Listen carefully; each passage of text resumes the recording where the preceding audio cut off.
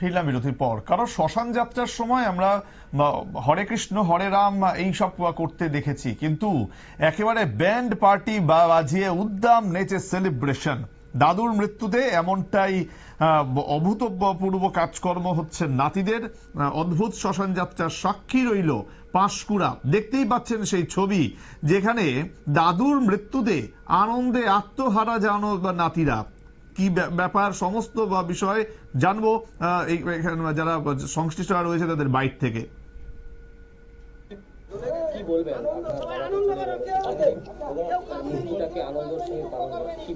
সবাই মিলে আনন্দ করতে চাচ্ছে, আনন্দ করছে, আর কি করবো, আমাদের দুঃখের সহিত তাদের আনন্দ, আর তাদের আনন্দে আমাদের আনন্দ।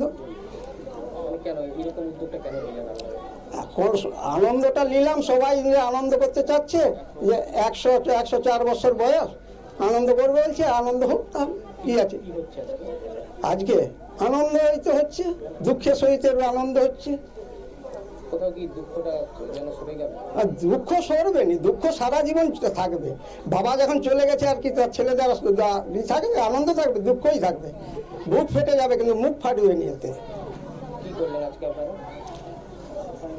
শ্মশান যাত্রা সেই শেষ কাজটা, হ্যাঁ শেষ কাজটা করার জন্য এইটাই করাইছে। সুনীল কুমার যাদব। শুনতেই পেলেন যে আনন্দ তারা করছে তা হয়তো দুঃখটাকে চেপে রাখার জন্য, সেই দুঃখ তারা সামনে আনতে চাইছেন না।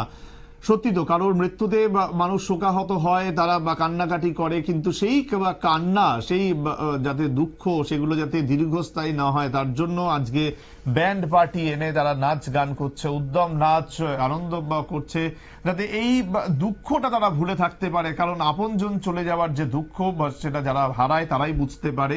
তার জন্য আজকে হয়তো পশ্চিমবাংলার পাঁশকুড়ার যে ছবি উঠে এসছে তাতে হয়তো সেখানকার মানুষ হতবাক, কিন্তু যে সমস্ত পরিবারের মানুষরা রয়েছেন, সদস্যরা রয়েছেন, তারাই বুঝতে পারছেন তারা যে তাদের দাদুকে হারিয়ে তারা কতটা শোকাহত, কিন্তু শোকটাকে তারা দীর্ঘস্থায়ী করতে চাইছেন না। সময় আরো একটি বিরতির, সঙ্গে থাকুন।